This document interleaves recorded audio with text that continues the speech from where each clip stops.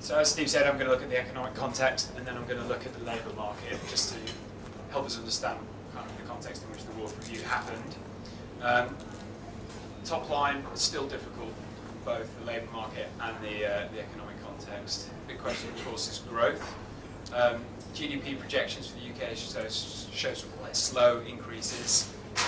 Inflation projections also show some concerns. The bank rate is still very low. Next decision just happened. Still this issue of quantitative easing. Nobody's quite clear what it is or what it does. We're printing free money, but there's still 200 billion going on there. Consumer confidence, always a key measure, that's still quite low. This all sets up the Chancellor's budget next week, this week, to have some limited scope to provide some really good news, unfortunately. Start with some pretty pictures, just to kind of broaden the context. This is the global GDP coming from the IMF. So you can see last year, the story got better. This year, very flat all across the world. And if you look at the UK GDP projections, these are fan charts which show a kind of a range of estimates from the Bank of England. And you can see, if we look at recent history, they've been quite accurate in their projections, maybe slightly too optimistic. And you can see where the darker colour is there, you can see where projections are set to go over the next year. Again, slow growth, but there is growth there. Inflation, slightly worrying peak in the middle of this year. I think you'll hear more and more about that in the coming months. Again, some areas for concern. Hopefully the long-term trend is a good one. And then a key stat around consumer confidence, where you see this very unusual double dip since the recession began, where we kind of peaked towards the end of 2010, and then it's kind of dropped again already this quarter. There are some indicators show it's picking up a little bit again. So yeah, top line on the economy is still difficult. It'll be difficult for some time to come. So let's have a quick look at the labour market, which is also a difficult situation. If we look at the last release from the ONS on the labour market, which was in February, and this just compares the final quarter of 2010 to the first quarter, final quarter of 2010 to the first quarter of 2011. Oh no, December to January. If we look at the top line unemployment rate, that says a very slight increase, with nearly 2.5 million people still unemployed. And then the number of people claiming job seekers allowance, the claiming count, that's also increased from December to January to nearly 1.5 million. But that's not the whole story. There's two particular groups that have suffered worse than anybody else. One of them has received quite a lot of attention, which is young people. The other group which hasn't received that much attention is women.